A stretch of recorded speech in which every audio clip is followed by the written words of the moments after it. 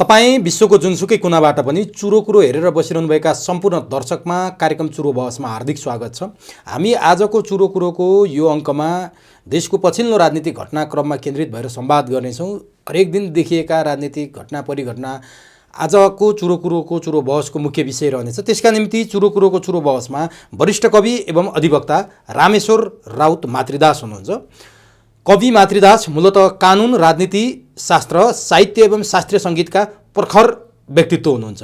नेपाली भाषा भण्डारमा गीत, कविता, नाटक, बाल साहित्य, व्यक्तित्व एवं कृतित्व र आध्यात्मिक विश्लेषणमा समेत आधारित भएका 21वटा कृतिहरू प्रकाशन गरेर उहाँले नेपाल जननी र नेपाली समाजलाई गुण लगाउनु भएको छ। उहाँका 25वटा भन्दा बढी कृतिहरू प्रकाशोन्मुख रहेको पाइन्छ।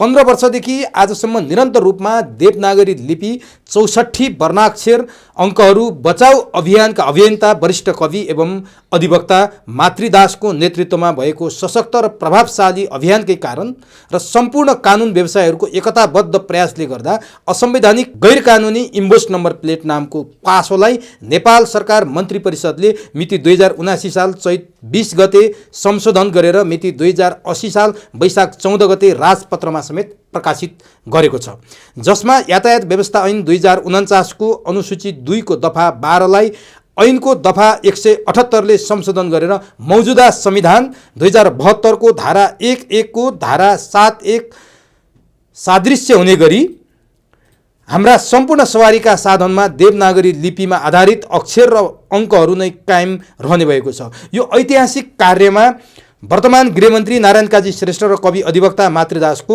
अविस्मरणीय योगदान रहेको छ। त्यस्ता व्यक्तित्व आजको चुरो कुरोको चुरो बहसमा हुनुहुन्छ। उहाँसँग हामी भाषाका विषयमा पनि जान्ने प्रयास गर्नेछौँ। निरन्तर यस्ता संवाद गर्दै आएका छौँ। सबभन्दा पहिले म चुरो कुरोको चुरो बहसमा उनै कवि, अधिवक्ता, गायक रामेश्वर राउत मातृदासलाई स्वागत गर्छु। यहाँलाई चुरो बहसमा हार्दिक स्वागत छ। हार्दिक धन्यवाद, हार्दिक धन्यवाद। अलिकति लामै परिचय गरियो यहाँले गरेको योगदान र यहाँले गरेको कामको पृष्ठभूमिमै केन्द्रित भएर हामीले यो परिचय पनि आम दर्शकलाई दिएका थियौँ। र आजको कार्यक्रम मैले कहाँबाट सुरुवात गर्छु भने भाषामा भइराखेको यो व्यापक बेइमानी र व्यथितिका सम्बन्धमा त पटक पटक हामीले संवाद गरेका छौँ। जीवनको महत्त्वपूर्ण समय समर्पित गर्नुभएको छ तथा तपाईँहरूको अभियानले भाषामा गरेका उपलब्धि सर्र के छन् हाम्रा दर्शकलाई चाहिँ जानकारी गराइदिनु भयो भने। कति भाषाको कारण चाहिँ राज्यले अथवा केही सङ्घ संस्थाले भाषालाई बर्बाद पारेका कारण धेरै मान्छेले चित्त दुखाउनु परेको छ। यहाँहरूले लामो समय लडाइँ लड्नुभयो, त्यो उपलब्धिहरू के छन् आम दर्शकले बुझ्ने गरी भनिदिनुहोस्। मैले यहाँबाट सुरुवात। हार्दिक धन्यवाद उमेशजी र सम्पूर्ण दर्शक वृन्दहरूमा म हार्दिक नमन गर्दछु। सर्वप्रथम त अहिले हामीले जे जति पनि तपाईँको यो महत्त्वपूर्ण चुरो कुरोको माध्यमबाट भाषा सम्बन्धी हामीले तथ्यगत प्रकाश पार्दै आइरहेका छौँ। यसले नेपाली भाषालाई कथ्यमा मात्र सीमित राख्ने र लेख्य साक्ष्य प्रमाण 10 वर्षभित्रमा समाप्त पार्ने विषाक्त बेइमानी गरेर ठुलो लगानी गरेर आजसम्म भएका प्रयासहरू त्यो लगभग अब हामीले तथ्यगत यथार्थ धरातलमा हामी पुगिसकेका छौँ। यो 2013 सालदेखि आरम्भ भएको रहेछ नेपाली भाषालाई समाप्त पार्ने योजना र त्यसमा अहिले हामीले पछिल्लो समयमा आइपुग्दाखेरिमा अहिले हामीले अध्ययन 9 जनालाई त खोटो प्रयोजनहीन विद्यावारिधि गराइसकेको रहेछ। त्यस्तो विद्यावारिधि हेर्नुहोस्, जसले विद्यावारिधि गर्यो त्यसको भाग्य र भविष्य बर्बाद, र जसले त्यो अपराध गरे यो राष्ट्र र नेपाली जनतामाथि गरेको जघन्य र अक्षम्य अपराध हो। त्यो अपराध अब हामी नामेसी सहित अब हामी त्यो प्रकाशित गर्छौँ। अब हामी सर्वोच्च अदालतका बार एसोसिएसनका हामी 17 जना वरिष्ठ अधिवक्ताहरू हामी त्यसमा अध्ययनरत छौँ र 709 जना कानुन व्यवसायीहरूले अहिले जो नेपाल प्रज्ञा प्रतिष्ठानले शब्दकोशको नाममा जो भ्रमकोश प्रकाशित गरेर नेपाली भाषामाथि गम्भीर क्षति पुर्याएको छ, जसमा ओमको नामो निशाना छैन। अस्ति मात्रै त्यो सम्पूर्ण कुरा हामीले अध्ययन गऱ्यौँ। लिरी छैन, री छैन, अ छैन, छैन, लगायतका अहिले हाम्रो 64 वर्णाक्षरहरूमध्येका सारा ती वर्णमालाहरूलाई ध्वंस बनाइएको छ र दीर्घ जो हाम्रो 12 खरीमा भएका 12वटा मध्येमा दीर्घ जति सबै लोपोन्मुख बनाइएको छ। अब यो शब्दको समुच्चै निष्प्रयोजित घोषणा गर्नका लागि हामी सम्मानित सर्वोच्च अदालतमा रिट क्षेत्राधिकारभित्र प्रवेश गरेर यसलाई निष्प्रयोजित घोषणा गराएरै छाड्छौँ। र म तपाईँकै माध्यमबाट सारा परम आदरणीय दर्शक वृन्दहरू पाठकहरूमा म अनुरोध गर्दछु, यो शब्दकोशको नाममा आएको यो भ्रमकोश हामीले नकिनौँ र हाम्रा बालबच्चाहरूलाई र हाम्रो आफ्नो भाग्य र भविष्यमालाई एउटा महानताको उचाइमा पुर्याउने भाषा जस्तो महत्त्वपूर्ण क्षेत्रलाई समाप्त पारिएको यो कुरा अब जनजनको मनबाट यो उठ्नुपर्छ। र यो भाषा सिद्ध्याउने भनेको राष्ट्रको अस्तित्व समाप्त पार्ने पनि हो। जस्तो एउटा राष्ट्र हुनको लागि 5वटा तत्त्व चाहिन्छ: भाषा, भूगोल, जनसङ्ख्या, सरकार र अन्तर्राष्ट्रिय मान्यता। आज भाषालाई त समाप्त पार्ने स्थितिमा पुर्याइएको छ। भूगोलको अस्तित्व र महत्त्वलाई समाप्त पार्नको लागि आम दर्शकहरूलाई थाहा छ, हाम्रा सारा सिमाना लगायतका चाहिँ हाम्रा भित्र हाम्रो सार्वभौम अस्तित्वसँग जोडिएका गाँसिएका तत्त्वहरूलाई समाप्त पारिएको छ। अब अर्को रह्यो जनसङ्ख्या। जनसङ्ख्यालाई समाप्त पार्नको लागि राष्ट्रिय परिचय पत्र नामको अर्को जघन्य र अक्षम्य पासो थापेर राष्ट्रिय परिचय पत्रको नाममा सम्पूर्ण नेपालीहरूलाई परिचयविहीन बनाउने र हाम्रो गोपनीयताको हक अरूलाई दिने, अरूको पोल्टामा हालिदिने र हाम्रो चल अचल सम्पत्ति लगायतका यी सारा गोपनीयताको हक अरूलाई दिएर नेपाललाई कान्जी हाउस र नेपालीहरूलाई जन्तु र जनावर बनाउने यो अत्याचार व्याप्त भइरहेको छ। र यो अत्याचार व्याप्त गर्नको लागि राज्य कोषको 16 अर्ब रुपियाँ यी तस्कर र माफियाहरूले कमिसन खाएर नेपालीहरूको अस्तित्व समाप्त पारिएको छ। यसलाई हामीले वडाबाट हामीले आन्दोलन गरेपछि अहिले काठमाडौँबाट लगभग वडाबाट चाहिँ यो हटेको छ र दुर्गम क्षेत्रहरूमा चाहिँ अहिले रामेछापमा केही दिने भन्ने भइरहेछ। अब यसका सम्बन्धमा हामी नेपाली जिम्दा नेपालीहरू उठ्नु अनिवार्य छ। अहिले आम सञ्चारका माध्यमहरूमा व्यापक भ्रम मात्रै सुन्ने, व्यापक भ्रमित कुराहरू मात्रै भन्ने गर्नाले तथ्यगत कुराहरू चाहिँ आम पाठकहरूलाई पनि सुन्न मन नलाग्ने भएको छ। र यो कुरा पो यसतर्फ पनि नेपाली जिम्दा नेपालीहरू जाग्नु अनिवार्य छ कि अब हामीले अहिले जिएको जति भनेका छौँ, हामी कसैलाई गाली गलौज अपमान गर्दैनौँ। हाम्रो गाली गलौज अपमान गर्ने हाम्रो संस्कार पनि होइन, संस्कृति पनि होइन। तर तथ्यगत कुरा हामीले तथ्यगत कुराहरू आम नागरिकहरूलाई जानकारी दिनुपर्छ। हामी त्यही धरातलमा दृढतापूर्वक, न्यायिक र निर्भीकतापूर्वक अगाडि लम्किरहेका छौँ। भनेपछि यो भाषिक आन्दोलन अब चाँडै गर्दै हुनुहुन्छ यहाँहरूले, र यी जसरी भाषामाथि चाहिँ आक्रमण भएको छ, जसरी शब्दकोशमाथि प्रहार भएको छ, त्यो निस्तेज पार्न यहाँहरू कटिबद्ध भएर लाग्दै हुनुहुन्छ? होइन, यसमा त शङ्कै छैन। अब हामीले यो कुन कुन तत्त्वहरू लागेका रहेछन्। तर एउटा गजबको कुरो नि, तपाईँ यस्तो भाषाको लागि लडिराख्नु भएको छ। अहिले त्रिभुवन विश्वविद्यालयको नेपाली विभागले एउटा निर्णय गर्यो, जुनसुकै विषयबाट स्नातक गरे पनि हजुर नेपाली भाषामा स्नातकोत्तर गर्न पाइने, यो सही हो? यो अत्यन्त राम्रो कुरा भयो। अब अहिले खगेन्द्र प्राध्यापक डाक्टर खगेन्द्र लुइटेल नेपाली भाषा विभागको प्रमुख भएपछि उहाँले यो बन्द ढोकालाई खोलिदिनु भएको छ। यसले गर्दाखेरिमा हामी जो नेपाली जो थियौँ, हाम्रो जन्मजात हाम्रो चाहिँ भाषिक भाषा, आफ्नो भाषा, हाम्रो रक्त सम्बन्ध अभिन्न रूपमा गाँसिएको त्यो भाषा अध्ययन गर्नबाट वञ्चित बनाइएको थियो।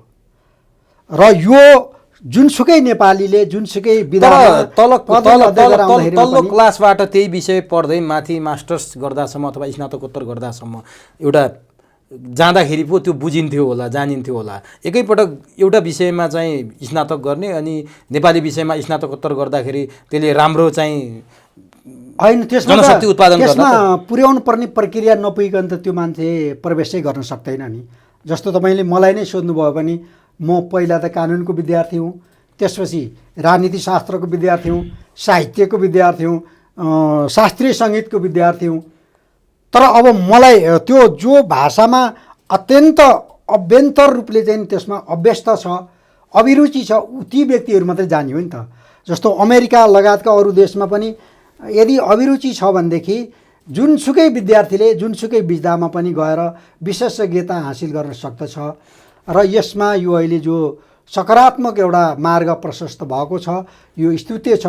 तर अर्को दुर्भाग्यपूर्ण के कुरा भनेदेखि अहिले प्राज्ञ र प्राडाहरू जो नेपाली भाषामाकै प्राज्ञहरू र प्रज्ञा प्रतिष्ठानका प्राज्ञ भनौँ भन्नेहरू लगभग 85% तपाईँको यो नक्कलीहरू, जसले चाहिँ नि कसैलाई चाहिँ नि क्षेत्रज्ञ सिद्ध्याउनेमा विद्यावारिधि गराइएको छ, कसैलाई ओ सिद्ध्याउनेमा विद्यावारिधि गराइएको छ, कसैलाई रि सिद्ध्याउने विषयमा विद्यावारिधि।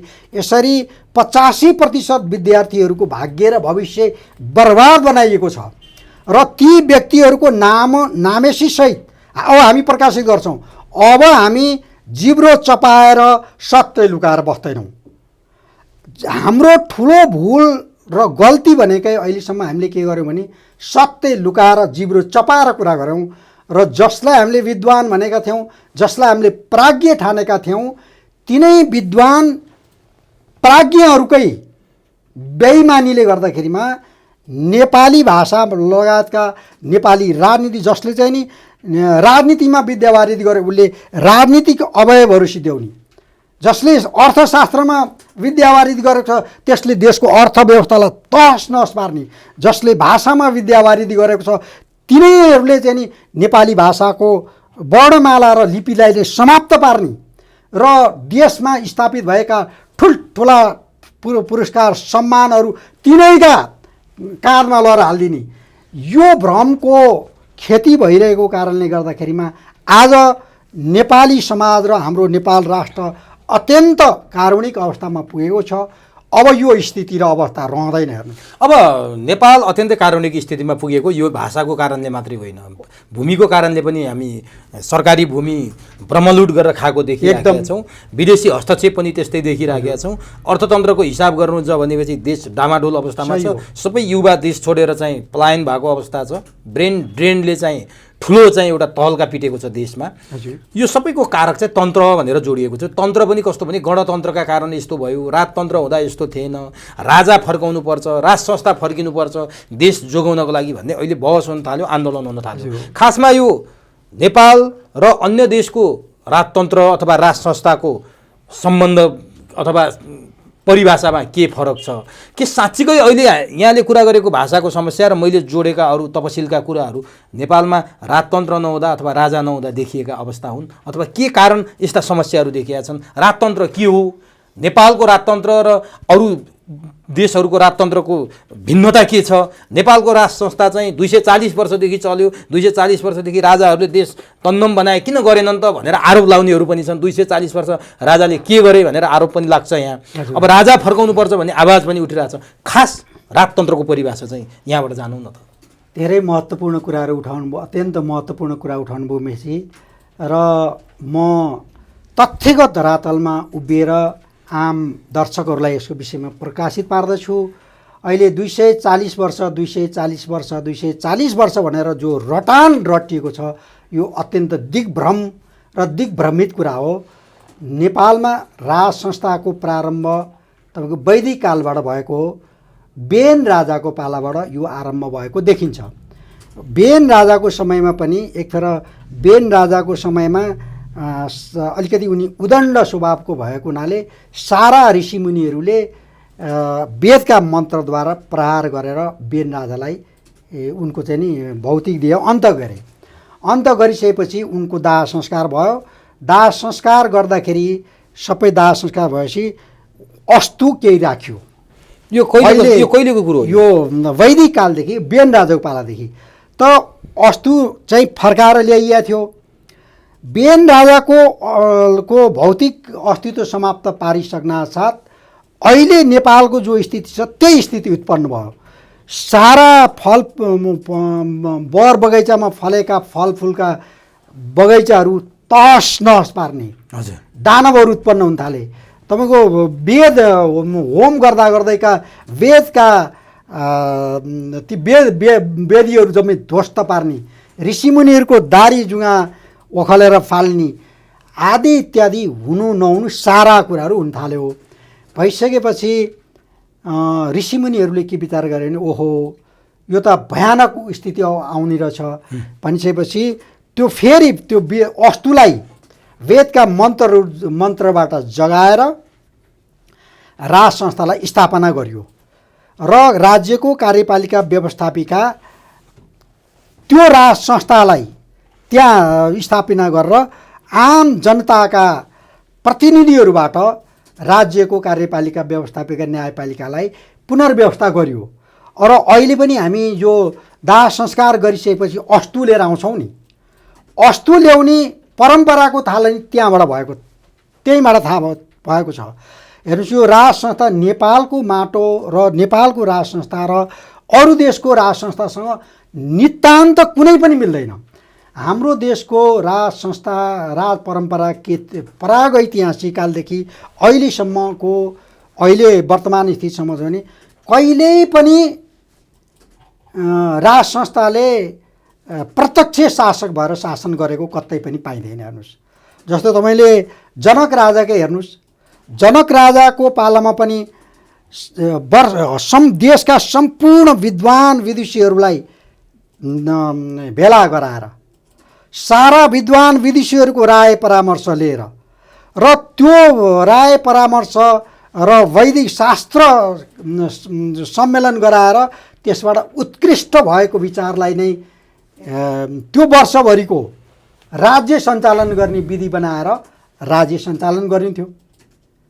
र यो अहिले लोकतन्त्र गणतन्त्र र तपाईँले यो भन्नुभयो प्रजातन्त्र लगायतका यी तन्त्रहरूको चाहिँ नि कुरा के अहिले मात्रै 62-63 सुरुवात भएको हो त? होइन। र हेर्नुहोस् अब अब्राहम लिङ्कनले 16औं शताब्दीमा जो स्थापना गर्नु to the people for the people by the people, जनताले जनताको लागि जनताद्वारा ल्याइएको व्यवस्था गरिएको शासन प्रणाली नै लोकतन्त्र हो, 16औं शताब्दीमा आयो। त हाम्रो देशमा लोकतन्त्र हाम्रो लोक परम्परा भनेको जस्तो लोकगीत, लोक भाका, लोक संस्कार लगायतका लोकै लोकबाट चाहिँ हाम्रा सम्पूर्ण विधि व्यवस्थाहरू छन्। त लोकतन्त्रको प्रारम्भ कहाँबाट आरम्भ भयो भन्दाखेरिमा हेर्नुहोस् तपाईँले बडामारातिर पृथ्वीनारायण शाहको एउटा दिव्य उपदेश म यहाँ उल्लेख गर्नु सान्दर्भिक ठान्छु। पृथ्वीनारायण शाहले कालु पाण्डेलाई कजाय दिने, काजी बनाउने, प्रधानमन्त्री बनाउने निर्णय गरे भारदारहरूको सरसल्लाहबाट। निर्णय निचोडमा पुगिसकेपछि होइन यो हाम्रो चाहिँ निचोड भयो त जो आम सर्वसाधारण जनताले यसका प्रति कस्तो अभिमत राख्छन् उहाँहरूको अभिमत बुझौँ भनेर आम सर्वसाधारण नागरिकहरूसँग बुझ्दाखेरिमा नागरिकहरूले के भन्यो, मैले चाहिँ नि कालु पाण्डेलाई कजाय दिने मनसुबा गरेँ, तपाईँहरूको यसमा के राय छ भन्दाखेरिमा आम नागरिकहरूको अभिमत तपाईँको लागि काजी बनाउने हो भने कालु पाण्डेलाई ठिक छ, तर देश र जनताको लागि कजाय दिने हो भनेदेखि कालु पाण्डेलाई काजी कजाय बनाउनुपर्छ। होइन पृथ्वीनारायण शाहले विराज बखेतीलाई बनाउने निर्णय गर्नुभएको थियो। विराज बखेतीलाई होइन कि राज्यको भार राम्रोसँग बुझेको कालु पाण्डेलाई कजाय दिनुपर्छ भन्ने जनअभिमत आयो। त्यसपछि पृथ्वीनारायण शाहले के भने मेरा त विराज बखेतीलाई कजाय दिने मनसुबा थियो, दुनियाँ कालु पाण्ड्यालाई चाहँदा रहेछन्, कालु पाण्ड्यालाई नै कजाय दिए भन्ने छन्। हेर्नुहोस् लोकतन्त्रको पहिलो जग त्यो। आज के बुद्धिजीवीहरूले भनेको कुरा आज राजनीतिक भनाउँदाहरूले मान्छन्? आज नेपालमा त जति पनि सज्जन विद्वान इमान्दार जति पनि व्यक्तिहरू छन् ती बाँदरको पुच्छर लौरो हतियार सबै चोर डाका ज्यानमारा हत्यारा अपराधी तस्कर र माफियाहरूको बेइमानी र बदमासीबाट आज सारा मुलुक विखण्डित र बर्बाद भइरहेको छ। अब अहिले हेर्नुहोस् न भाषाकै कुरा गरौँ, त्यो भाषा कुनै एउटा जातिको, कुनै एउटा वर्गको, कुनै एउटा धर्मको, कुनै एउटा राजनीतिक दलको हो। भाषा भनेको त सम्पूर्ण नागरिकहरूको, हाम्रा जन्मन बाँकी सन्ततिहरूको समेत भाग्य र भविष्य, अस्तित्व र महत्त्वसँग जोडिएको र गाँसिएको विषय हो नि त। त भाषा सिद्धिँदाखेरिमा कुनै राजनीतिक दल बोल्दैन, मुखमा दही जमाएर बस्या छन्। लोकतन्त्र हो। आज सम्पूर्ण नागरिकहरूको अस्तित्व नागरिक त्यो परिचय पत्रको नाममा, राष्ट्रिय परिचय पत्रको नाममा परिचयविहीन बनाउने, त्यो तस्बिर खिच्न जाँदाखेरि टोपी झिक्न पर्ने, टिका पुस्न पर्ने, महिलाले जम्मै चाहिँ तपाईँको चुरा धागो खोल्न पर्ने, यो स्थिति हुँदा यो संविधान विपरीतको काम, ऐन कानुन विपरीतको काम, यो गोपनीयताको हक विपरीतको काम हुँदाखेरिमा राजनीतिक दलहरू कोही बोल्दैनन्। त यो लोकतन्त्र हो। त्यसैले अहिलेको यो जुन लोकतन्त्र गणतन्त्र, यो केही पनि यो राजनीतिक शास्त्र, अर्थशास्त्र, धर्मशास्त्र, नीतिशास्त्र, कुनै पनि शास्त्रसँग यो नमिल्ने, यो चाहिँ नि कपोल कल्पित मनगढन्ती ढङ्गबाट एउटा तस्कर र माफियाहरूको झुन्डबाट अहिले यो मुलुक सञ्चालित छ, जसले गर्दाखेरिमा तपाईँ हामी सम्पूर्ण नागरिकहरू राष्ट्रको भाग्य र भविष्यमा एउटा निष्पट्ट कालो अन्धकार ग्रहण लागेको छ। अब यो कालो ग्रहण के यो राष्ट्र संस्था नभएकै कारण यस्तो भएको हो? अहिले गणतन्त्रमाथि नै प्रश्न उठ्न थालेको छ, गणतन्त्रवादी नेताहरूमाथि प्रश्न उठ्न थालेको छ। यहाँले त यो गणतन्त्रै होइन भनेर भन्नुभयो, यो कहीँ नभएको व्यवस्था भनेर भन्नुभयो। मैले मात्र भनेको होइन, उहाँहरूकै गतिविधिले त्यो देखिएको छ। तपाईँले मैले भन्नुभन्दा, अरूले भन्नुभन्दा पनि उहाँहरूले आफूले गरेको क्रियाकलाप आफैले मूल्याङ्कन गर्नुहोस् न। आफ्नो नागरिकहरूलाई भुटानी शरणार्थी बनाएर बेच्नु गणतन्त्र हो? चीनमा छ त गणतन्त्र, त्यहाँका नागरिकहरू त्यस्तो विपत्त स्थितिमा छन्।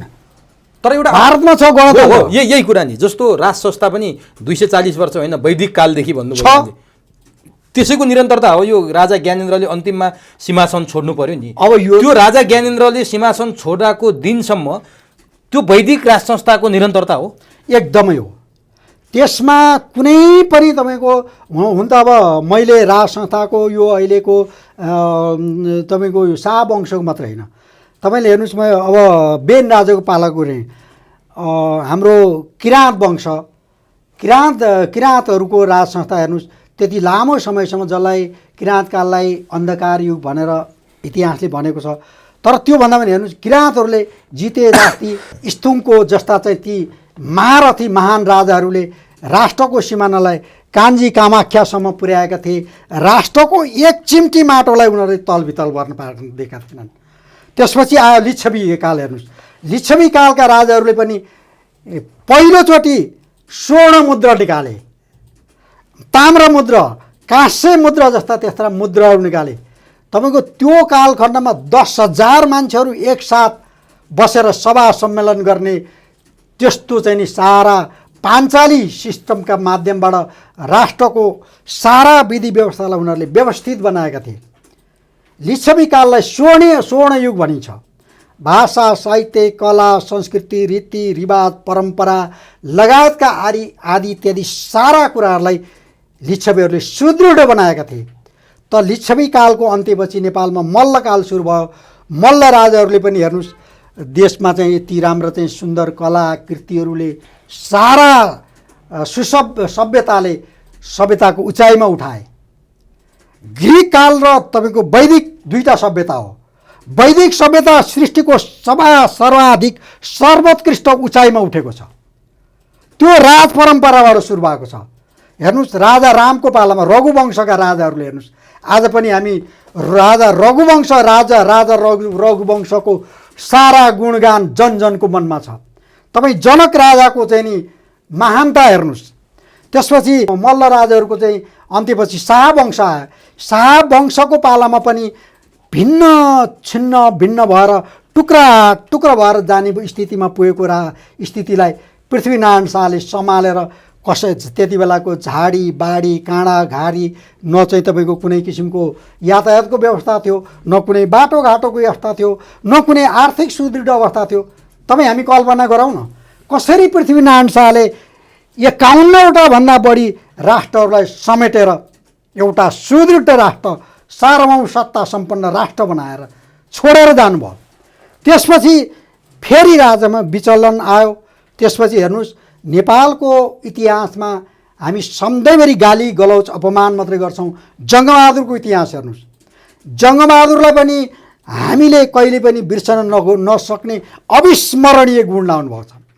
जङ्गबहादुरले गुमेको भूभाग बाँके बर्दिया कैलाली कञ्चनपुरलाई नेपालको सिमानामा जोडेर जङ्गबहादुरले पृथ्वीनारायण शाहले एकीकृत गरेको मुलुकलाई फेरि सुदृढ बनाएर जानुभयो। हेर्नुहोस् अब कम्पनी सरकार जो भारतका चाहिँ 613वटा राष्ट्रहरूलाई त्यहाँका ती रजौटाहरूलाई एकीकृत गरेर कम्पनी सरकार बनाउनमा गोर्खाली सेनाले खेलेको भूमिका र जङ्गबहादुरको योगदान अत्यन्त ठुलो छ। अध्ययन गरौँ, जङ्गबहादुर भन्ने कृति अध्ययन गरौँ, त्यसपछि नेपालीहरूको चेतनाको ढोका खुल्छ। त्यसपछि हेर्नुहोस् राजा महेन्द्रले गरेको काम पनि कम महानताको त्यसो त तपाईँले भनेको जस्तो हो। त्यसपछि हेर्नुहोस् एउटा अन्धकार युगमा रहेको नेपाललाई उद्योग धन्दा कल कारखाना भाषा साहित्य कला संस्कृति रीतिरिवाज परम्परा नेपाललाई संयुक्त राष्ट्रको सदस्य बनाएर देशलाई परिचित गराउने काममा पनि त राजा महेन्द्रको छैन त देन? होइन राजा महेन्द्र र बडामारा धिराज पृथ्वीनारायण शाहको देनलाई बिर्सिन सकिँदैन। तर त्यो बिचका राजाहरूलाई चाहिँ त्यो बिचका अब त्यसपछि राणा शासन सुरु भयो। अब अहिले राजा ज्ञानेन्द्रकै कुरा गर्ने भने संसारको इतिहासमा हेर्नुहोस् दरबारमा पत्रकार सम्मेलन गरेर आफूले लगाइरहेको सिरपेज यो जनताको नासो हो, जनताकै उसमा रहोस् भनेर सिरपेज खोलेर आफ्नो सत्ता सुम्पेको संसारको कुनै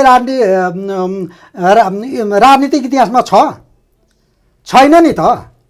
अब हाम्रो छिमेकी देश चिनकै कुरा भने मङ्चु वंश लगायतको चाहिँ अब सन्यास सेन र डाक्टर सन्यास सेन र तपाईँको माओको दुईवटा संयुक्त रूपमा चाहिँ राजतन्त्रको बिच अन्त्यको लागि ठुलो आन्दोलन भयो।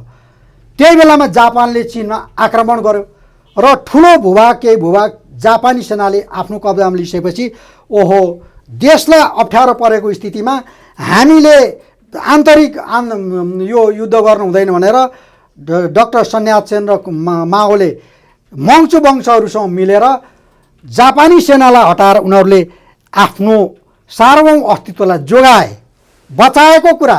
र अहिले चिनका राष्ट्रपति हुनुहुन्छ, चिनका राष्ट्रपति त्यही राज संस्थाका एउटा उहाँ हुनुहुन्छ।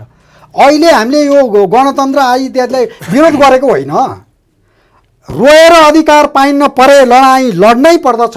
एक युगको रगतले युग हाँस्छ भने बलिदान गर्नै पर्दछ भनेर हामीले पनि आन्दोलन गरे हो नि त। 17,000 त मान्छे त त्यत्रो रगतको धाराबाट स्थापना भएर आएका चाहिँ नि यिनीहरू अहिले नेताको भूमिकामा छन्। गाली गलौज अपमान गर्नु चाहिँ नि राजनीति होइन नि त। अनि ठिकलाई ठिक बेठिकलाई बेठिक भन्दा आम नागरिकहरूले भन्दाखेरिमा नागरिकहरूको मुख बन्द गर्न मिल्छ? अहिले टिकटक यो बन्द गराएको एउटा चाहिँ नि उदाहरण त्यही हो नि त। ठिक छ, अरू अब सरकारी जति पनि सञ्चार लेख्य अथवा चाहिँ नि यो अरू माध्यमहरू छन् उनीहरू सबै सरकारकै अधीनमा छन्। सरकार उनीहरूले चाहिँ नि आम मान्छे सुरक्षा निकायहरूको घेरामा बसेर नागरिकहरूलाई जेसुकै गाली गलौज गर्दा पनि हुने, तथा नाम गाली गलौज गर्दा पनि हुने, नागरिकहरूले तथ्य र सत्य कुराहरू भन्दा पनि उनीहरूको मुख बन्द गर्नुपर्ने कुरा त होइन नि त। तर नि जस्तो यहाँले राज संस्थाको वकालत गर्दा अथवा भन्दा मैले राज संस्थाको वकालत होइन भन्नु मतलब राज संस्थाको बारेमा यहाँले कुरा गरिरहँदा हजुर विश्वमा राजा धेरै देशमा थिए। यहाँले भने जस्तो चिनमा पनि राजा थिए कुनै समयमा, अहिले पनि छन् त होइन, तर शासन गर्ने राजा त छैनन्। अब धेरै देशमा राजा थिए हजुर, तर सबै धेरै देशबाट राजा चाहिँ हटेका उदाहरण पनि छन्। तर अहिले धेरै देशमा राजा पनि छन्, फेरि अहिले पनि छन्। नेपालमा राज संस्था नहुँदा आजको स्थिति सिर्जना भयो नि। राज संस्था नभएका मुलुकले पनि विकास गरेकै छन्। अमेरिकामा राजा छैनन्, सिङ्गापुरमा राजा छैनन्, होइन? अरू अरू देशमा राजा छैनन्, स्विजरल्यान्डमा राजा छैनन्, विकास त भएकै छ। फेरि राजा भएका देशले पनि विकास गरेका छन्। लक्जमबर्ग संसारको सबैभन्दा स्वर्गीय आनन्द हुने देश हो, राजा छन्। नर्वे, स्विडेन संसारका सबैभन्दा बढी मान्छे सुखी भएको देश, त्यहाँ राजा छन्, विकास पनि भएकै छ। बेलायतमा पनि विकास भएको छ। नेपालमा राजा हुँदा पनि जनताले त्यो अनुभव गर्न नपाउने आन्दोलनै आन्दोलन भयो। हजुर हो। राजा सहितको लोकतन्त्र अघि हामीले परिभाषा दियौँ नि, लोकतन्त्र पनि भयो, बहुदलीय प्रजातन्त्र र संवैधानिक राजतन्त्र पनि थियो नि हामीसँग।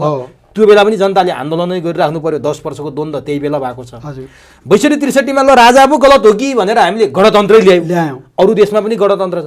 यहाँ त केही पनि फलिफाप नहुने किन हो त? न राज संस्थामा जनताले बिना आन्दोलन बस्न पाए, न लोकतन्त्रमा जनताले बिना आन्दोलन बस्न पाए, न आज गणतन्त्रमा जनता बिना आन्दोलन बस्न पाएछन्। सधैँ आन्दोलन गर्नुपर्ने, सधैँ जनताले रोजगारी र समृद्धको लागि लड्नुपर्ने, किन त? अत्यन्त सान्दर्भिक प्रश्न सोध्नुभयो उमेशजी। अब अरू देशको गणतन्त्रमा उनीहरू ल एन्ड अर्डरको सिस्टममा छन्। त्यसकारण गणतन्त्र तपाईँले हेर्नुहोस्, अब अमेरिकामा हेर्नुहोस्, उनीहरू ल एन्ड अर्डर कानुनको शासनलाई उनीहरूले अक्षरशः परिपालना गरेका छन्। त्यहाँ राष्ट्रपतिदेखि सर्वसाधारण नागरिकले कसैले पनि मौजुदा ऐन कानुनलाई एक रो पनि तलबितल गर्दैन। हेर्नुहोस्, अहिले तपाईँले अमेरिकाको जो नाम लिनुभयो, उहाँहरू 16औं शताब्दीसम्म त उहाँहरूको त एउटा कानुनी जङ्गली अवस्था थियो। जब अब्राहम लिङ्कनले to the people for the people by the people एउटा प्रिन्सिपल लोकतन्त्रको प्रतिपादन गर्नुभयो, आजसम्म अमेरिका त्यो सिद्धान्तमा प्रतिबद्ध छ र उहाँहरू ल एन्ड अर्डर कानुनको शासनमा प्रतिबद्ध छन्। र अमेरिकाको अहिलेसम्म संसारको सबैभन्दा सानो संविधान, जब 23 पेजको संविधानमा अहिलेसम्म अमेरिका संसारको सबैभन्दा ठुलो लोकतन्त्र गणतन्त्रको चाहिँ नेतृत्व अमेरिकाले गर्छ। उनीहरूको किन त्यो छ भने उनीहरू ल एन्ड अर्डरमा छन्। बेलायत हेर्नुहोस्, बेलायतले उसको रिटर्न कन्स्टिट्युसन नै छैन। उसको लिखत संविधान रहित संसारको एकमात्र राष्ट्र बेलायत हो, जो राजतन्त्रमा आधारित छ। बेलायतले आफ्ना देशका जनताहरूले प्राग ऐतिहासिक कालदेखि निरन्तर रूपले मान्दै आएको रीतिरिवाज परम्परालाई नै संविधान मानेर अहिलेसम्म सञ्चालित छ। त हाम्रो देशमा सबैभन्दा बढी संविधान 2004 साल, 2007 साल, 2015 साल, 2019 साल, 7वटा संविधान भने 73 संविधान छन्। तर कुनै पनि संविधानका अक्षरहरू शासक भनौँदाहरूले परिपालना गर्नुपर्ने के ऐन कानुन संविधान भनेको जङ्गली जनावरलाई बनाइदिएको हो, चराचुरुङ्गीलाई बनाइदिएको हो। जनताले बारम्बार आन्दोलन गरिदिरहनुपर्ने, मरिरहनुपर्ने र मोज मस्ती चाहिँ नि तथाकथित शासक भएका चाहिँ नि मुठ्ठीभरका तस्कर र माफियाहरूका चाहिँ नि भरियाहरूले मात्रै पाउने। त राज संस्था र अहिले यसको विषयमा कुरा गर्नुभयो तपाईँ। राज संस्थाले कहिल्यै पनि सिंहासनमा बसे पनि उसले सबै जनताकै प्रतिनिधिहरूलाई उसले चयन गरेर शासनमा छोडिदिएको थियो। हेर्नुहोस्, प्रश्न कुरा यो कथा भनेको होइन के राज संस्था हुँदाखेरिमा राजाको मामा प्रधानमन्त्री भएको थिए, राजाको हजुरआमालाई प्रधान सेनापति बनाएको थियो, राजाको भतिजोलाई आइजिपी बनाएको थियो, राजाका चाहिँ नि नरनाताहरू चाहिँ नि प्रधानमन्त्री अथवा चाहिँ गाविसका अध्यक्ष उपाध्यक्ष भएका थिएनन् नि त। संवैधानिक नियुक्तिमा कहीँ थिए, संवैधानिक नियुक्तिमा कहीँ थिए। तुलना गरेर हेरौँ न, जति पनि थिए त जनताकै नागरिकहरूकै छोराछोरी क्षमतावान योग्य व्यक्तित्वहरू त्यहाँ जान्थे नि त। र उनीहरूले कुनै किसिमको गैर कानुनी काम गरे भने उनीहरूलाई पनि दण्डित गरिन्थ्यो। जस्तो म न्याय क्षेत्रको व्यक्ति, हेर्नुहोस् हाम्रो त्यति बेला र यति बेला तुलना गर्नुहोस्। न्यायालयमा हामी अदालतमा प्रवेश गर्दाखेरि न्यायको मन्दिरमा प्रवेश गऱ्यौँ भने जस्तो अनुभूत हुन्थ्यो। इजलासमा जाँदाखेरिमा न्यायाधीशहरू साँच्चै भगवानका रूप अवतार हुन् भने जस्तो अनुभूत हुन्थ्यो। मौजूदा ऐन कानुन र संविधानलाई कतै तलबितल नगरिकन निर्णय गरिन्थ्यो। यदि त्यो निर्णयमा पनि कथम कदाचित कुनै किसिमको कैफियत भयो भनेदेखि हुप्र थियो। हुप्र भनेको हुकुम प्रमाङ्गी राज्य सम्पूर्ण न्यायालयबाट चाहिँ नि भइसकेको फैसला उप पनि पक्षले चित्त बुझाएन भने दरबारमा हुप हालिन्थ्यो र हुप्रका माध्यमबाट सम्पूर्ण नीति व्यवस्था चाहिँ नि उल्टेर जसलाई न्याय पर्नुपर्ने हो त्यसले न्याय पाउँथ्यो, अन्याय पर्नेले अन्याय गर्नेले दण्डित हुन्थ्यो। त अहिले त हेर्नुहोस् जम्मै चाहिँ लेनदेनबाट फैसला हुने। अब न्यायाधीश चयन हुने चाहिँ जम्मै चाहिँ तपाईँको पार्टीका चाहिँ नि झोले झाम्टेहरू अहिले पनि योग्य क्षमतावान मान्छे छैनन् भन्ने होइन। न्याय क्षेत्रमा एकदम प्रखर प्रबुद्ध व्यक्तित्वहरू हुनुहुन्छ, तर तिनी बाँदरको पुच्छर लौरुन हतियार। साहित्यमा त्यस्तै छन् हेर्नुहोस्, एकदम धुरन्धर अध्ययन गर्ने व्यक्तित्वहरू हुन्छ, तर यसरी भाषा सिद्ध्याउने, वर्णमालाहरू सिद्ध्याउने, लिपि सिद्ध्याउने, अर्काको पैसा खाएर आफ्नो भाषा समाप्त पार्नेहरू प्राज्ञ बनाइएका छन्। अहिले के प्रज्ञा प्रतिष्ठानमा कुनै प्राज्ञ भन्न लायकका कुनै एउटा प्राज्ञ छन्? हेर्नुहोस् त, एउटा वाक्य राम्रोसँग बनाउन नसक्नेहरूलाई प्राज्ञ बनाइएको छ। एउटा दर्मिलो ढङ्गले 3 पङ्क्ति लेख्न नसक्नेहरू न्यायाधीश भएका छन्। त यस्तो कानुनिक अन्धकार अत्याचार त राज संस्था हुँदाखेरि थिएन। हेर्नुहोस् न, आम तपाईँहरू सबैले तुलना गरेर हेरौँ न त। हामीले ल्याएको व्यवस्था भनेको केही झुन्डहरू चाहिँ नि एउटा हुँडारे झुन्डहरू चाहिँ मोज मस्ती गर्ने, अनि जनताहरू चाहिँ शरणार्थी भएर चाहिँ नि देश छोडेर हिँड्नुपर्ने, सधैँ आँसु र रगतमा को आहालमा बस्नको लागि हामीले चाहिँ नि यो तन्त्र ल्याएका हौँ त। तर प्रजातन्त्र, गणतन्त्र, लोकतन्त्र, राजतन्त्र अब यो तन्त्रले चाहिँ जनताका कान पाकेका छन् कि कुन तन्त्रले यो देशलाई समृद्ध बनाउने हो, कुन तन्त्रले जनतालाई चाहिँ सुखी बनाउने हो? तन्त्रले हाम्रा कान पाकेनन्। एउटा के छ भने हेर्नुहोस्, निन्दन्तु नीति निपुणा यदि वास्तुवन्तु लक्ष्मी समाविशतु गच्छतु वा यथेष्टम अद्दैव वा मरणमस्तु युगान्तरे वा न्यायत पथम। निन्दन्तु नीति निपुणा यदि वास्तुवन्तु लक्ष्मी समाविशतु गच्छन्तु वा यथेष्टम अद्दैव वा मरणमस्तु युगान्तरे वा न्यायत पथम प्रविचलन्ती पद्म नदीरा। यति सूत्र हामीले थाहा पायौँ भनेदेखि देशको स्थिति र अवस्था ठिक ढङ्गमा आउँछ। हेर्नुहोस्, नेपालमा अहिले जो सञ्चारका माध्यमहरू, छापा र यो विद्युतीय माध्यमद्वारा जुन गाली गलौज अपमान त्यो भन्न हुने नहुने सारा यो चाहिँ नि अपमान छ। यो अपमानका कुराहरू यो बन्द हुन्छ, हुनु अनिवार्य छ। हेर्नुहोस्, हामीले यति सुन्दरतम मध्येको सुन्दर सृष्टिको सर्वोन्नत देश पाएका छौँ हामीले। अब 8848 मिटर सृष्टिको शिर सगरमाथाको, त्योभन्दा माथि कुनै पनि भूभाग छैन। त अहिले 9949 भन्दा माथिबाट हामी ऋण भारबाट छौँ। अब जम्मै कुराहरू लोकतन्त्र आदि इत्यादि, गणतन्त्र, धर्मनिरपेक्षता, सारा कुराहरू चाहिँ कपोल कल्पित कुराहरू भनेको छ।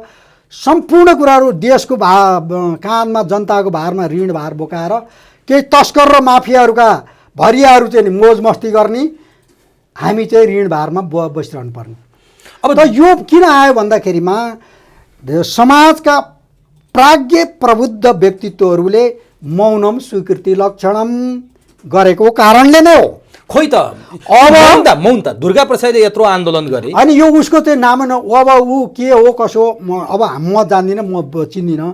अब एउटा माहौल त उनले सिर्जना गरे होइन, माहौल सिर्जना जस्तो बैंक वित्तीय संस्थाले ठगी गरेको, जनतालाई ज्यादती गरेको, अथवा यही राज संस्था नहुँदा अथवा धर्म संस्कृतिको बचावट नहुँदा आज जनताहरू असुरक्षित भएको, देश बर्बाद भएको कुरा त उनले उठाइरहेछन्। अहिले त्यो उठाए त्यसमा त यहाँले बोलेको- अहिले हेर्नुहोस् मौजूदा ऐन कानुन संविधान सारा कुरोहरू छँदैछ। कसैले गैर कानुनी काम गरेर छ भने उसलाई कानुन सम्मत ढङ्गले न्यायिक धरातलबाट समाधान भइहाल्छ त। तर तपाईले अब स्वीकार अहिले गर्नु यिनीहरू कसैले संविधान मानेकै छैनन् त। अहिले त यो ऐन कानुन संविधान केही पनि छैन। अहिले छ त्यो केही पनि कार्यान्वयन छैन। कसले बाध्य पार्यो? अब अहिले चाहिँ नि अहिले जो संविधान मान्न बाध्य कसले पार्ने? अब जसलाई हामीले चाहिँ नि नेता ठानेका छौँ। अब नेता भनेको चाहिँ के, नेताले बोलेको कुरा भनेको त हेर्नुहोस् एउटा मन्त्रमय हुन्छ। जस्तो to the people for the people by the people Abraham लिङ्कनले प्रतिपादन गर्नुभयो। संसारभरिको चाहिँ एउटा लोकतन्त्रको सिद्धान्त भएन। नेताले बोलेको कुराहरू आज एउटा बोल्ने भोलि पर्ने पर्खी पर्ने गाली गलौच अपमान नेताले गर्छ। अब हाम्रो देशको चाहिँ भारतमा हेर्नुहोस्, भारतमा अहिले चन्द्रलोकमा समेत यान पुर्याइसक्यो। हाम्रा दुई देशका छिमेकी राष्ट्रहरू विकासको चरणमा निरन्तर अगाडि बढिरहेका छन् भनेपछि हाम्रो देशमा साधन स्रोत ज्ञानी गुणी व्यक्तित्वहरूको अभाव र कमी छैन। त अभाव र कमी के छ भन्दाखेरिमा हामीले ठिकलाई ठिक र बेठिकलाई बेठिक भन्न सकेनौँ। आज यो भाषा हेर्नुहोस्, म भाषाको विषयमा भाषाको अध्ययन, भाषा यो हाम्रो भाषामा कतै पनि यो खोट छैन। कतै यो पाणिनीय व्याकरण, अमरकोश र कौमुदीको आधारबाट भाषालाई अगाडि बढाउने भने संसारकै सर्वोत्कृष्ट भाषा हामीले पाएका छौँ। भाषा भनेको अविनाशी शक्ति र तागत हो। त्यो भाषालाई सिद्ध्याउनको लागि विद्यावारिधीको खोटो विद्यावारिधी गराउनेहरूलाई हामीले प्राज्ञ ठानिरहेका छौँ। खोइ त कारबाही गरेको यो व्यवस्था, त्यही कारबाही नभएर हो नि त। अब यो त संविधानको धारा 5 दोषी के हो के? दोषी व्यवस्था हो कि नेतृत्व हो कि पात्र हो कि प्रवृत्ति हो कि प्रणाली हो भन्ने कुरा उठ्यो। दोषी भनेको अब प्रणाली पनि होइन, प्रणालीलाई पनि नभनौँ, कुनै पनि प्रणाली दोषी छैन। अब त अहिले त यो प्रणाली विहीन छ। अब अहिले यो भाषाकै सम्बन्धमा मैले अघिदेखि यहाँलाई भनिरहेको छु, प्रजातन्त्र, गणतन्त्र, लोकतन्त्र, राजतन्त्र, तन्त्रै तन्त्रले मात्रै जनता अघाउँछन्, जनताको पेट भरिन्छ त। यहाँ त तन्त्रै तन्त्रको कुरा छ। अब यी सबै कुराबाट पन्छाउने शक्ति के हो त नेपाललाई? अनि जुन शक्तिले चाहिँ तपाईँलाई, मलाई, अर्कोलाई, करोडौँ नेपालीलाई सुख दियोस्, शान्ति दियोस्, समृद्ध दियोस्, त्यो के हो? अब यसको समाधान आरामले छ। हेर्नुहोस्, अब अहिले तपाईँले भनेको कुरा जायज कुरा हो। हामी नेपालीहरूको पनि ठुलो भुल र गल्ती छ।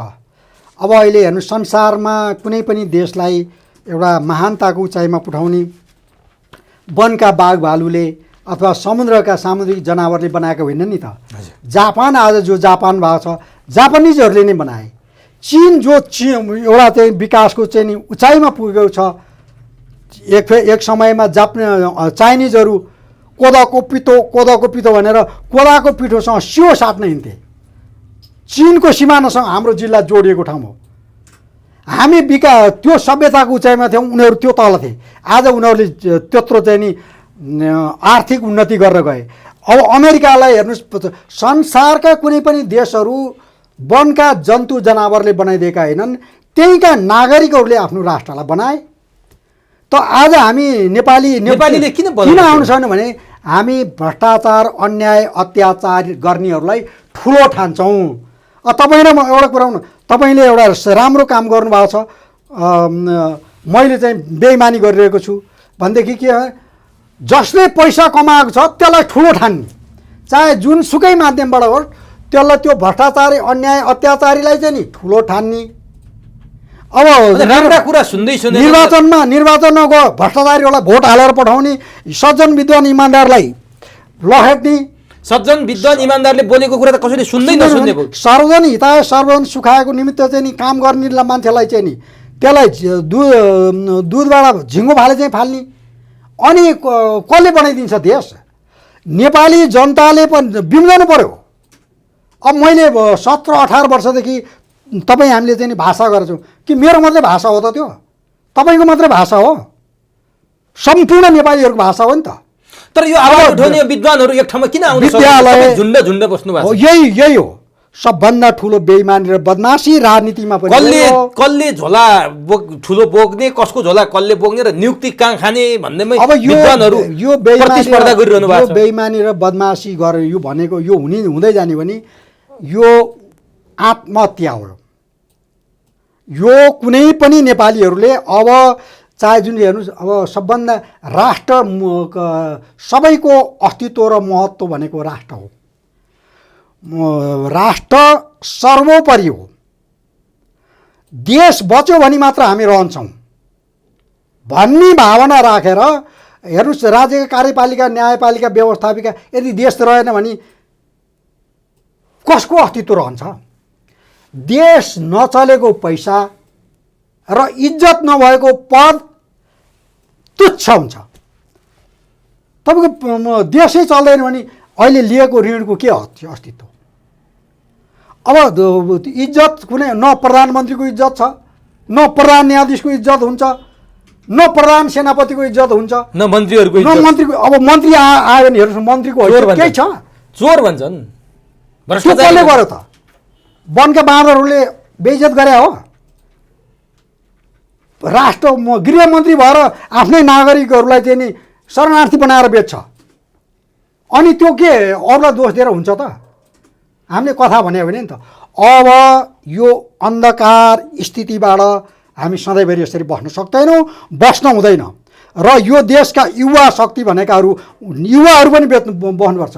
अर्काको देशमा 3D वर्क गर्न चाहिँ जान मिल्ने त आफ्नो देशको स्थिति र अवस्थालाई हामीले नै बनाउनुपर्छ, बचाउनुपर्छ, जोगाउनुपर्छ भनेर यदि युवा शक्ति लाग्दैन भने के मान्छे भएर बस्नु? मान्छे हुनुको के महत्त्व? एउटा जनावरले त गलत काम भयो भने उसले चाहिँ नि आवाजबाट विरोध गर्छ भने हामी मान्छेको जीवन पाएर हामीले ठिकलाई ठिक पनि भन्न सक्दैनौँ, बेठिकलाई बेठिक पनि भन्न सक्दैनौँ। अनि तस्कर र माफियाहरूको झोला बोकेर काँध बोकेर हिँड्छौँ, तिनीहरूलाई नै प्राज्ञ ठान्छौँ, तिनीहरूलाई नै राजनीति ठान्छौँ, मान्छौँ र राम्रो काम गर्नेलाई गाली गरौँ र अपमान गर्छौँ भनेदेखि अनि हाम्रो दुर्गति नभए के? त्यसो भए नि अहिले आवाज उठिरहेको छ, यो सबै राज संस्था नहुँदा भएको हो। 16-17 वर्षमा यहाँले भने जस्तो राजा ज्ञानेन्द्रले जसरी आफ्नो सिरपेज जनतालाई जिम्मा लाएर सिंहासन छोडेर जानुभयो, विश्वमा नभएको दुर्लभ काम उहाँले गर्नुभयो।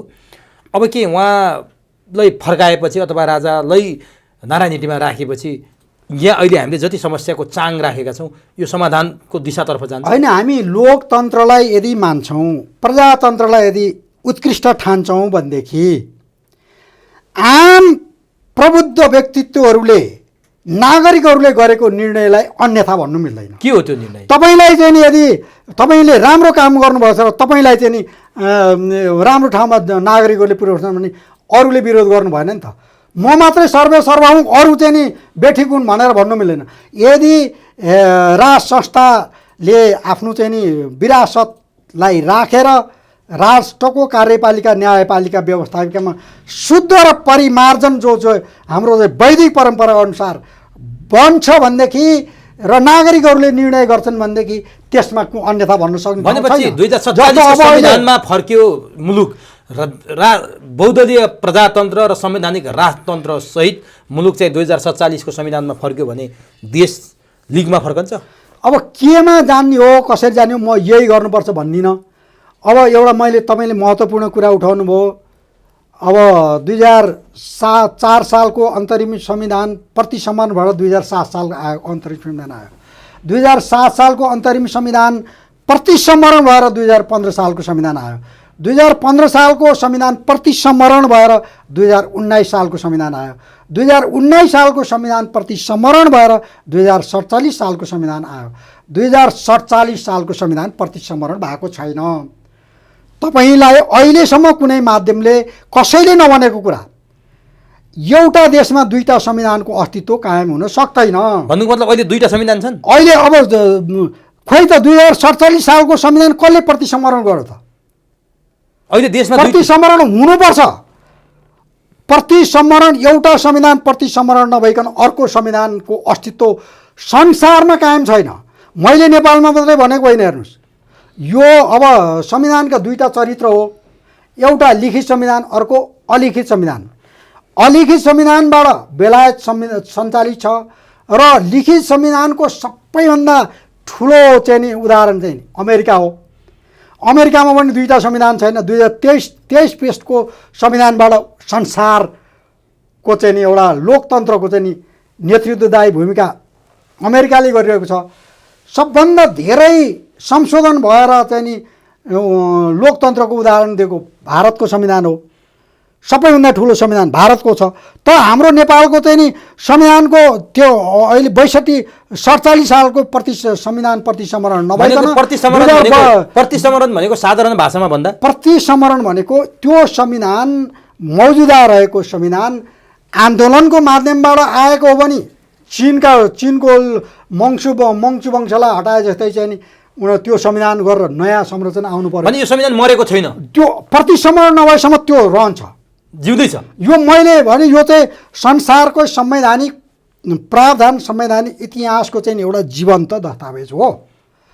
एउटा संविधान प्रतिसंहरण नभइकन एउटा दापमा दुईटा तरबार रहन सक्दैन। भने अहिले अब त्यो 47 सालको संविधान प्रतिसंहरण यो 72 सालको चाहिँ संविधान यसलाई कायम गर्ने हो त यो संविधान अहिले कामयाबी छैन नि त।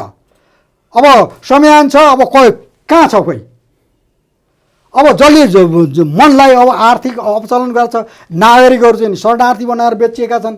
भाषा चाहिँ तपाईँको अब इम्पोस्ट आवरणको पासोमै तपाईँको 5 खर्ब 55 अर्ब 45 करोड रुपियाँ चाहिँ नि राज्य कोषबाट हिनामना गरेर राष्ट्रको भाषालाई समाप्त पार्ने काम भयो। भनेपछि त्यसमा अब मौजुदा संविधान 72 को धारा 7(1), धारा 5(1)(2), धारा 28, धारा 47, 46 विपरीतको छ।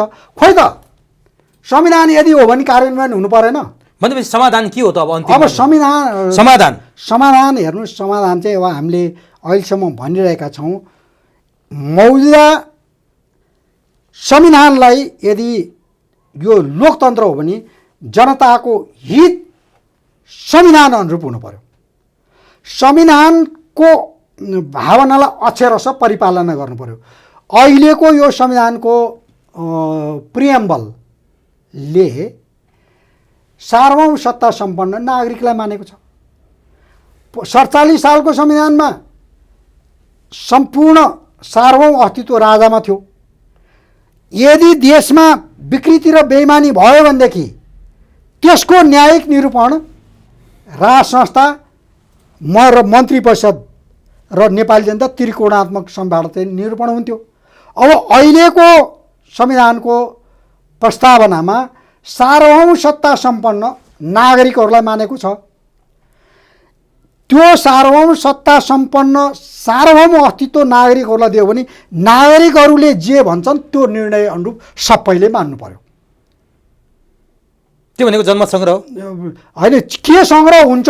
नागरिक जनताले आम अब जनता भनेको सम्पूर्ण स्वदेश या विदेशमा बसेका सार्वभौम सत्ता सम्पन्न नागरिकहरू, प्रबुद्ध व्यक्तित्वहरूले भनेको कुराहरूलाई यो लोकतन्त्रको विरोध गर्यो आदि इत्यादि भन्ने ठाउँ रहँदैन। भनेपछि त यदि अहिलेको संविधान अनुरूप हो भने सार्वभौम सत्ता सम्पन्न नेपाली हुन्, नेपालीले गरेको निर्णयलाई मान्नु पर्यो। अबको निर्णय होइन, 47 सालको संविधान प्रतिसंहरण भएको छैन भनेदेखि राज संस्था, त्यति बेलाको राज संस्थाले के निर्णय गर्छ त्यसलाई मान्नु पर्यो। त्यो दुईटा मान्यतामा समाधान हुन्छ। 47 को संविधान अझै जिउँदैछ तपाईले भनेको? मैले भनेको होइन, प्रतिसंहरण नभएको त जिउँदो छ नि। भनेपछि 47 को संविधान जिउँदो छ, राजाले भनेको मान्नुपर्छ। अब 47 सालको संविधानलाई मान्यो, प्रतिसंहरण नगरिकन कायम राख्ने हो भने राष्ट्र कायमै देखियो पर्यो होइन। अब त्यसलाई हामी जान्दैनौँ मान्दैनौँ भन्यो भने त्यो संविधानलाई पहिला प्रतिसंहरण गर्नु पर्यो। जनताले भनेको मान्नु पर्यो कि राजाले भनेको मान्नु हो? पहिला त्यो संविधान प्रतिसंहरण हुनु पर्यो। अहिलेसम्म कसैले भनेको छैन यो। 47 सालको संविधान प्रतिसंहरण गर्नु पर्यो र 72 सालको प्रस्तावनाले भने अनुरूप जनताले भनेको मान्नु। सार्वभौम सत्ता सम्पन्न नागरिक हुन्। नागरिकले जसलाई प्रधानमन्त्री बनाउँछन् त्यही प्रधानमन्त्री हो र नागरिकले जसलाई राजा बनाउन चाहन्छन् त्यही राजा हो। नागरिकहरूको अभिमतले जसलाई प्रधान न्यायाधीश बनाउन चाहन्छन् त्यही प्रधान न्यायाधीश हो। कसैका झोलाबाट झिकेको मान्छे, कसैका नर नाता इष्टमित्र उनीहरूका पृष्ठपोषणमा मात्रै हामीले रगत बगाएका होइनौँ। रोएर अधिकार पाइन्न परे लडाइँ लड्नै पर्दछ, एक युगको रगतले युग युग हाँस्छ भने बलिदान गर्नै पर्दछ भनेर हामीले समेत बलिदान गरेका हौँ। आज त्यो बलिदानको अर्थ के रह्यो भनेपछि हुँदैन बिहान मिरमिरमा तारा झरेर नगए, बन्दैन देश दुई चार सपुत मरेर नगए। यो भूविसर्जनले भन्नुभएको छ, यसको तल्लो लाइन मिल्दैन। हुँदैन बिहान मिरमिरमा तारा झरेर नगए, बन्दैन देश कपुतहरू मरेर नगए। हुनुपर्छ। हेर्नुहोस्, आज दुर्भाग्य भएको चाहिँ नि सपुतहरू चाहिँ नि मर्दै जाने, कपुतहरूलाई चाहिँ नि हामीले चाहिँ नि शासन सत्तामा राख्दै जाने। नेपालमा अहिलेसम्म भएको ठुलो समस्या भनेको यही हो। कपुतहरू चाहिँ नि निर्णायक ठाउँमा जाने, सपुतहरूले चाहिँ मरिरहनु पर्ने। अबको 21औं शताब्दी यो हुन सक्दैन, हुँदैन। हेर्नुहोस्, जीवन भनेको एउटा पिरियडिकल, एउटा निश्चित समयको लागि हो। यो त्यो कालक्रम भएपछि तपाईँ नै हुनुहुन्न, म पनि हुन्न, अरू पनि हुँदैनन्, हामी कोही पनि हुँदैनौँ। तर देश र भोलिका कर्णाधारहरू रहनुपर्छ। बुढा मर्या भाषा सर्या, भाषा सुधारे सकल सुधार, भाषा बिगारे सकल बिगार। आज भाषाका माध्यमबाट हाम्रो अस्तित्वलाई समाप्त पार्ने बेइमानी गरेको छ, यो सुध्रनु अनिवार्य छ। होइन भने र अर्को कुरा, सम्पूर्ण प्राज्ञ प्रबुद्ध व्यक्तित्वहरूले जिब्रो चपाएर सत्य लुकाएर बस्ने होइन। जसरी जनक राजाले सारा शास्त्रास्त्र गराएर अष्टावक्रको, हेर्नुहोस् अष्टावक्रको चाहिँ तपाईँलाई अहिले मैले भन्न सक्छु छैन। अष्टावक्र गीता नै प्रादुर्भाव भयो त। त्यस्ता ज्ञानी गुणी व्यक्तित्वहरूले पेश प्रस्तुत गरेको नीति अनुरूप राष्ट्र सञ्चालन हुनुपर्छ।